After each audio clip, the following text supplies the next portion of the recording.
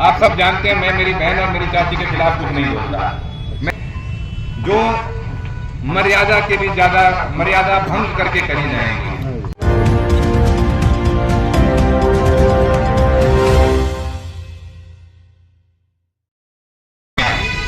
यहाँ पर उपस्थित पिता तुल्य बुजुर्गों, परम आदरणीय मातृशक्ति,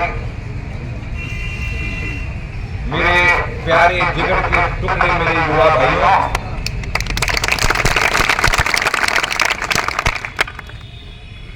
क्या मैं 5-10 मिनट बोलूं? बिल्कुल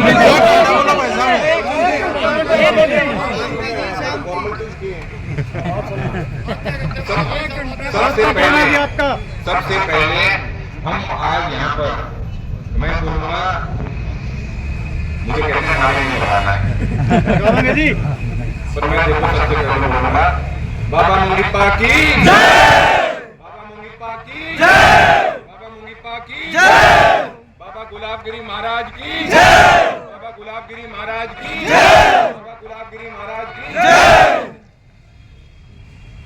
आज बाबा मुंगीप्पा की इस पावन धरा पर हम सब मिलकर ये प्रण लेते हैं। मैं प्रण आपके लिए मैं ये प्रण ले रहा हूं, अगर आपको सही लगे आप सब हाथ खड़े कर देना। हम प्रण लेते हैं कि हम सब इस चुनाव को एक एक वोट इकट्ठी करके कांग्रेस पार्टी को तो शाम से जिता कर देंगे। अब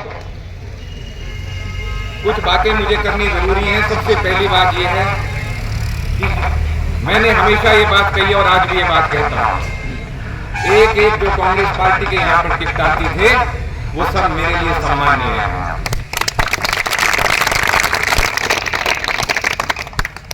हमारी कोशिश ये रहेगी, सबसे मदद मैं मांगूंगा, मैं खुद मांगता हूँ, इस मंच के माध्यम से भी मांगता हूँ और जा जाके भी मांगूंगा। परिवार है और हमें इस परिवार को मजबूत करना है। मैं यहाँ पर सिर्फ अपने खुद के लिए नहीं आया हुआ, हमें सबको साथ लेके चलना है और साथ लेके अपने इलाके को मजबूत करना है।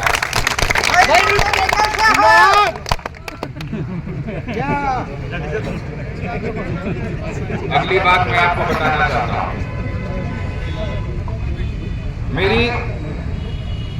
मेरे दादाजी से 2005 में बात हुई थी, जो मैं हर गांव में जब किसी भाई ने, मेरे साथी ने मुझसे पूछा था तब मैंने उनको बताया था।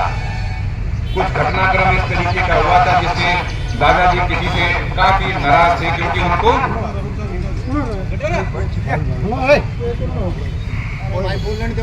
अंधेरे में रखा गया था।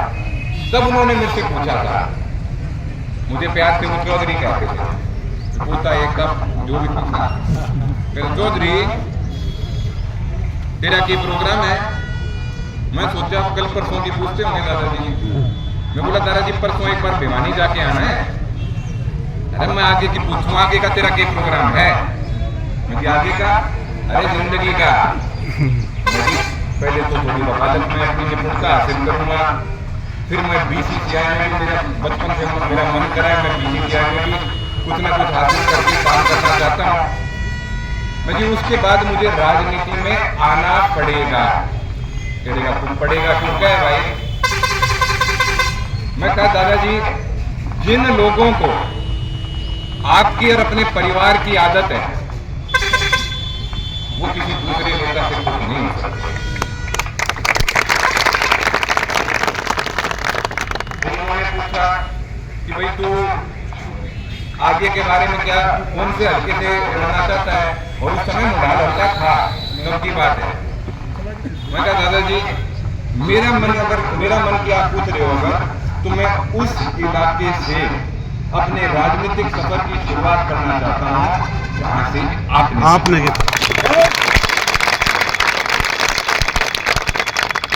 उन्होंने मुझे कहा कि तू 15 साल बाद से जाइए। मैंने नहीं कहा मेरा दादा मां गोली दे मेरे पास जाइए जरूर। तो जब 15 साल पूरे हुए, उस समय कोविड चल रहा था। कोविड खत्म होते ही मैं कामों में बढ़ गया। कहीं जहां भी जाते थे, जो भाई बुलाता था मैं जाके मिलना शुरू किया। और जब मुझे लोगों का प्यार मिलना शुरू हुआ, जब मुझे ऐसा प्यार दिखना शुरू हुआ जो मैंने अपने राजनीतिक, जो थोड़ा बहुत मेरा राजनीतिक जीवन रहा है, वो मैंने कहीं उतना प्यार नहीं देखा था जितना मुझे यहाँ देखने को मिला। तब मुझे लगा कि मेरे दादा कितने दूरदर्शी थे। और कुछ लोग उस समय क्या कहते थे, हम भी थे क्रिकेट खेलते नहीं यहाँ एक भी क्रिकेट खेलने आपके साथ खड़े क्योंकि मैं एक बात जानता हूँ, समय से पहले और भाग्य से ज्यादा किसी को कुछ नहीं मिलता। अब मेरा समय शुरू है और जिसके भाग्य में जिसको जितना मिलना चाहूंगा।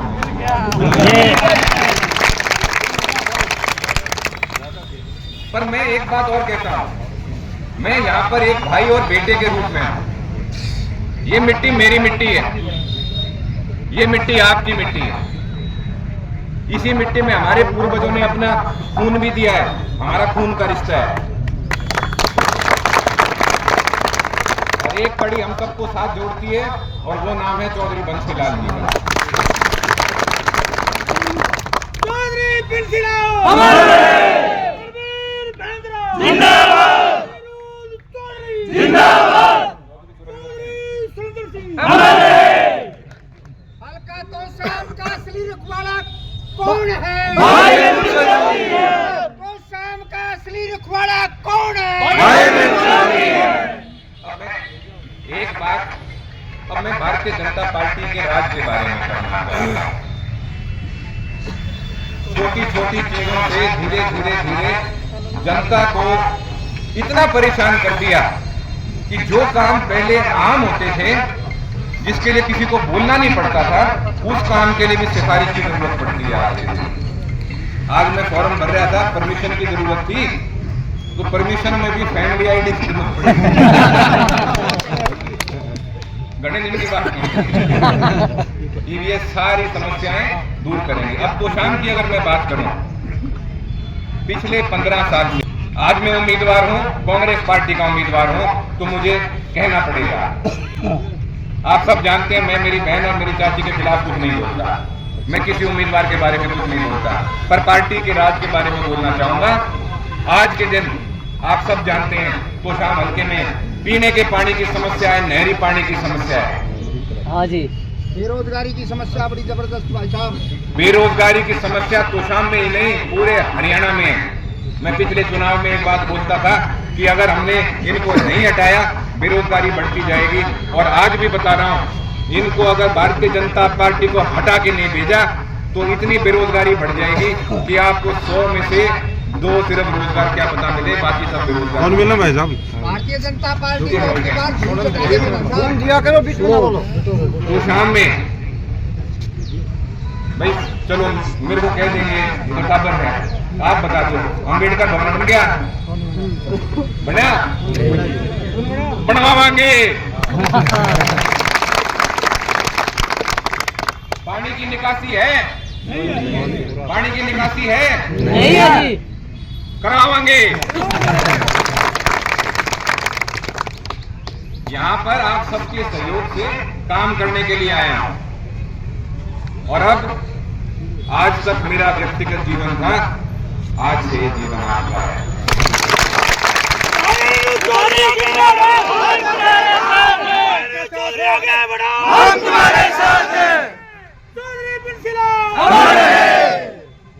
अब एक बात और मैं कहना चाहता हूं, मैंने आप सबको पहले ही बता दिया था, बौखलाहट शुरू होगी और बौखलाहट में तरह तरह की ऐसी बातें करी जाएंगी जो मर्यादा के भी ज्यादा मर्यादा भंग करके करी जाएंगी।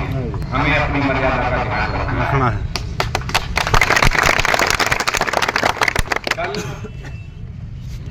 हमारे गांव में एक बयान दिया गया था, इसका जवाब मैंने सिर्फ इतना दिया, मुझे दुख है और वाकई में दुख है कि पिछली 3-4 योजना से मेरी चाची जी यहाँ से विधायक बन चुकी, मंत्री बन चुकी, और उसके बाद भी उन्हें झूठ का सहारा लेना पड़ गया। मैं अभी नामांकन भर के आया हूँ और देखो पहले वहां इसलिए गया भाई मैं पंडित जी ने खूब मानू हूँ, उन्होंने बता रहा किसी इस टाइम पे भरिए उसी टाइम पे भर के आया।